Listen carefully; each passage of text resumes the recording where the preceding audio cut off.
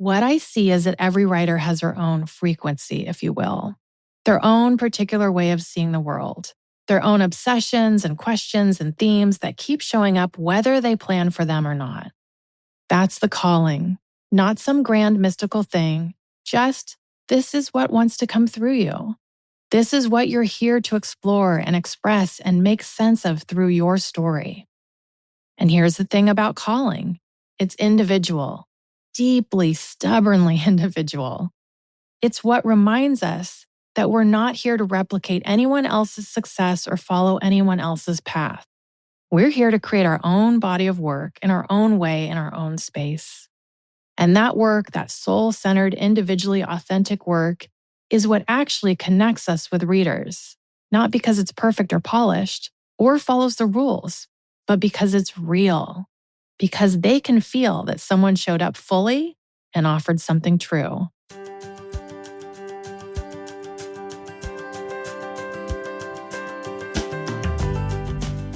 Welcome to The Whole Writer, a place where we talk about what it means to show up as someone who's grounded in their voice, in their community, and in their creative path, even when the world tells them to hustle, compare, or conform. I'm Nicole Meyer, a multi-published author and book coach who believes that nurturing the person behind the page is just as important as refining the words on it. In each episode, we'll explore the terrain of writing life with honesty, warmth, and practical wisdom, creating space for you to write from a place of wholeness rather than depletion. Whether you're drafting your first manuscript or publishing your fifth book, you'll find conversation and companionship for the journey here.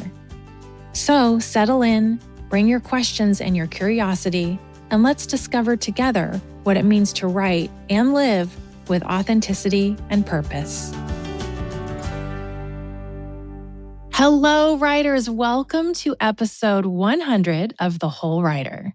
100 episodes. I have to tell you, when I started this podcast, I had no idea that number would mean so much to me, or if we'd even get here. But here we are, and I've been sitting with how I wanted to mark this moment, if at all. I kept thinking I should do some kind of retrospective or share lessons I've learned along the way, or thank everyone who's been a part of this journey, which, don't get me wrong, I am deeply grateful for all of you, really. But the idea of doing something like that felt like I was following a template for what you're supposed to do at episode 100. And then it hit me. The thing I actually wanted to talk about, the thing that feels most true and most urgent, is exactly that. The templates, the formulas, the how-to that promises if you just follow these steps, you'll get the result you want. Because I think we're living through a shift, a quiet revolution, really. And I want to talk about it with you today. For a while now, and I'm talking about a heavy emphasis on what came out of the COVID years, the creative world has been drowning in templates. How to write a bestseller in 90 days, the proven plot structure that works every time, 5 steps to build your author platform, the morning routine of successful writers, the productivity hacks, the content calendars, the frameworks and the formulas and the foolproof systems. Oh, my word. And look, I am being transparent. I'm not going to sit here and pretend I don't use frameworks myself. I teach the 7-point story arc to writers that work with me.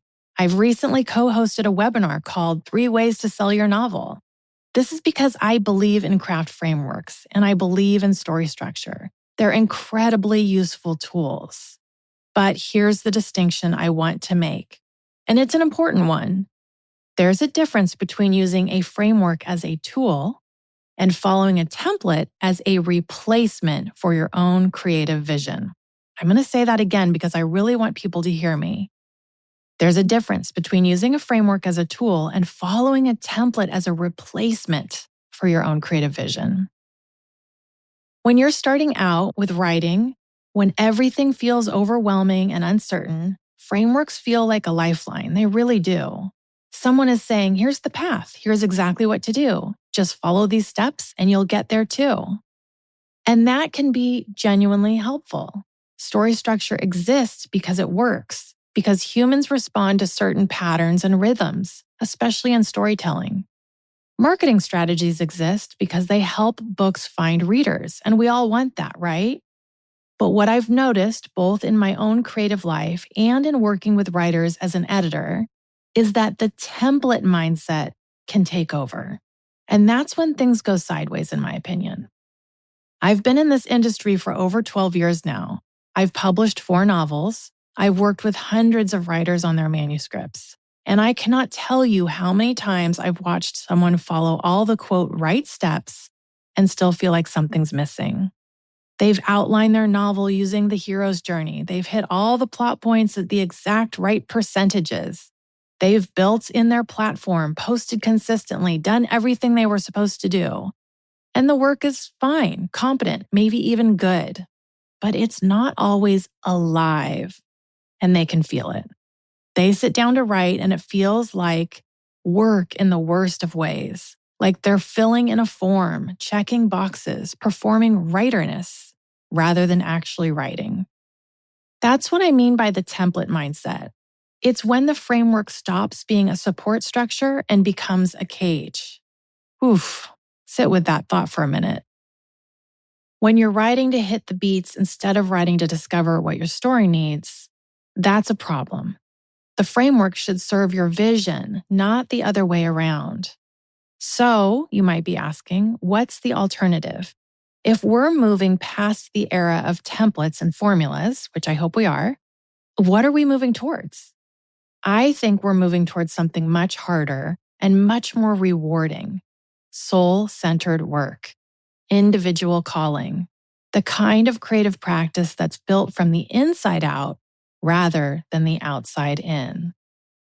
And I want to be really clear about what I mean by that, because I think soul-centered work can sound precious or mystical or like something that only certain kinds of writers get to do.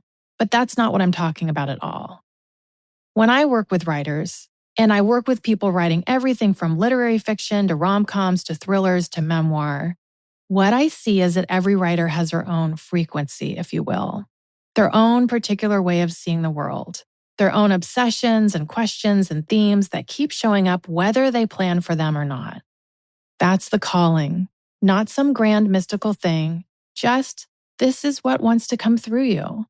This is what you're here to explore and express and make sense of through your story.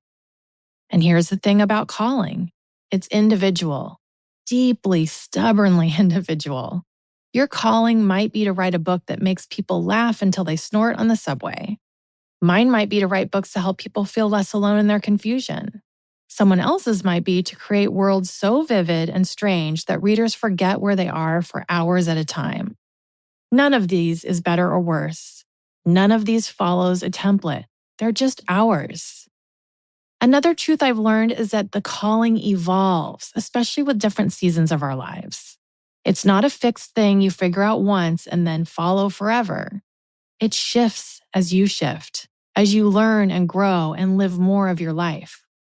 My calling as a writer has changed, like wildly changed over the course of my career. The books I needed to write 10 years ago aren't the books I need to write now. Yes, I still love what others have coined me as writing feel-good books. That intention is still part of my core. But the questions I was exploring then have been replaced by different, deeper, more specific questions. And that's not a switch in personality. That's growth. That's being alive and paying attention. Now, I'm not going to lie to you. The path, the one without the template, is harder in a lot of ways. Because nobody can tell you exactly what to do. Nobody can promise that if you just follow these 5 steps, you'll get the exact result you want. There's no foolproof system for finding and following your calling. There's no productivity hack that will make the soul work easier. What there is practice, attention, the willingness to get quiet enough to hear what's actually yours to write, even when it doesn't match what you think you should be writing, or what seems smart strategically, or what's trending in the market right now. And this takes courage, real courage. It takes courage to write the thing that feels too weird, too specific, too much like yourself, to follow the thread that doesn't fit into any of the popular genres filling the bookstore shelves, to honor your own rhythm, even when everyone else seems to be producing more, faster, and better. It takes courage to say, I don't know if this will work, but it's mine, and I'm going to trust that. And to be honest, I have to remind myself of this weekly, if not daily, because it's so easy to fall into the trap of make this thing because that's what's selling and attractive right now. Trust me, I know. On the flip side of this, the universal template for writing a book or crafting an essay, article, blog that works promised certainty. The calling I'm talking about offers no such thing. What it offers instead is truth, authenticity, the possibility of creating something that could come only from you. So, what does it actually look like to work from a calling instead of a template? It looks like getting quiet enough to notice what keeps showing up in your work.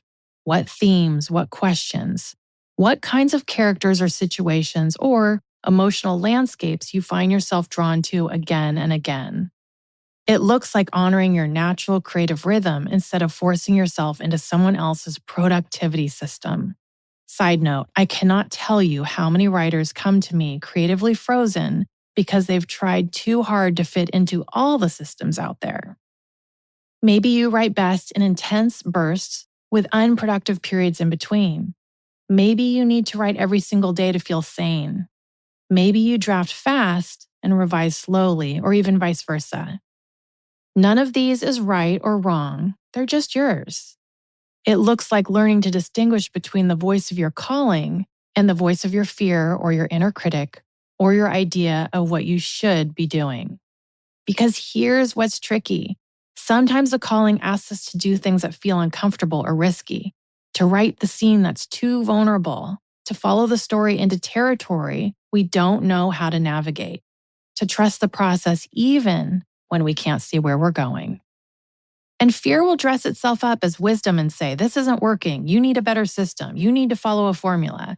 You need to do what other successful writers do. But the calling knows better. The calling knows that your work doesn't have to look like anyone else's work, that your path doesn't have to follow anyone else's path, that what you're here to create is worth creating, even if, especially if, it doesn't fit the mold. So how do we learn to hear the calling? How do we distinguish it from all the other voices clamoring for our attention? And there are many, am I right?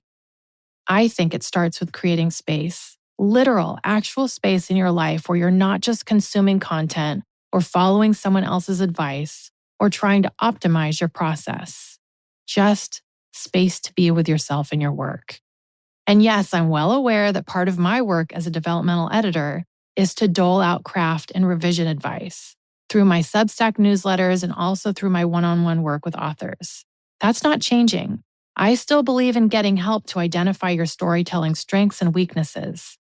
But what I'm talking about is doing the work in the ways that honor you. So it's about noticing, paying attention to what energizes you versus what depletes you, what feels like coming home versus what feels like performing, what makes you lose track of time versus what makes you watch the clock. Your calling is usually connected to the things that make you feel most alive, not necessarily easy or comfortable. Sometimes the calling asks us to do hard things, but alive, present, like exactly where you're supposed to be, doing exactly what you're supposed to be doing. I think this shift from template to calling, from formula to individual truth, matters more now than ever because we're living in a moment of incredible noise. Oh my gosh, we really are. Incredible pressure to produce and perform and platform and optimize, et cetera, et cetera. Every day we're bombarded with messages about what we should be doing, how we should be doing it, what success looks like, what real writers do. It's exhausting, right? It's so easy to lose ourselves to that noise, to start measuring our worth by metrics that have nothing to do with the actual work, to chase outcomes instead of honoring process, to forget why we started writing in the first place. I've done this. I've absolutely done this. I've gotten so caught up in what I thought I should be doing, what successful writers do, what's expected, what leads to results, that I lost touch with what was actually mine to create. And every single time, the work suffered. I can tell you that for sure. But the calling is what brings us back. It's what reminds us that we're not here to replicate anyone else's success or follow anyone else's path. We're here to create our own body of work in our own way, in our own space. And that work, that soul-centered, individually authentic work, is what actually connects us with readers, not because it's perfect or polished or follows the rules, but because it's real, because they can feel that someone showed up fully and offered something true. So here we are at episode 100. And what I want to offer you, what feels most true and most important, is permission. Permission to stop following the templates that don't serve you. Permission to trust your own instincts even when they don't match the advice you're getting. Permission to honor your calling even when it evolves, even when it changes, even when it leads you to somewhere unexpected. This doesn't mean you ignore your craft or stop learning or never look at story structure, because I love story structure. Those things can be incredibly useful. But they're tools, not rules. Supports, not substitutes for your own creative knowledge. The question isn't, am I doing this right? The question should be, am I doing this true? Am I writing from the deepest, truest place that I can access right now? Am I honoring what wants to come through me, even if it's messy or imperfect or not what I thought I'd be writing? Am I building a creative practice that actually sustains me rather than depleting me? Because here's what I believe after 100 episodes of having these conversations. We don't need more templates.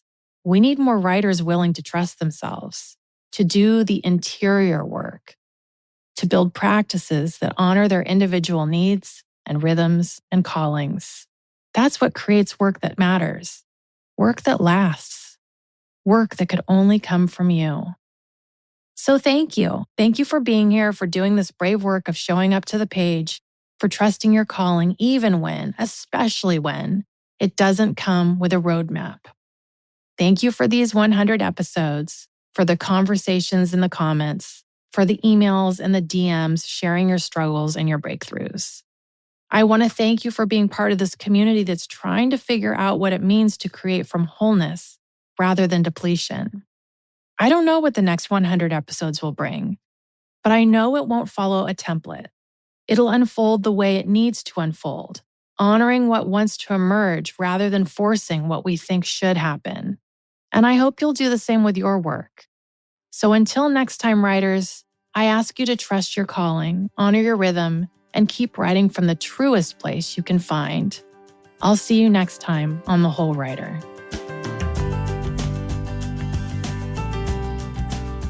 If you want to check out my coaching programs for fiction writers, visit NicoleMeyer.com. That's MEIER. And if you like this episode, I'd love you to take a minute to leave a rating and review for this podcast. This will help more writers like you to discover the show and to get going on their writing journey. Thanks so much for listening. Until next time, happy writing, everyone.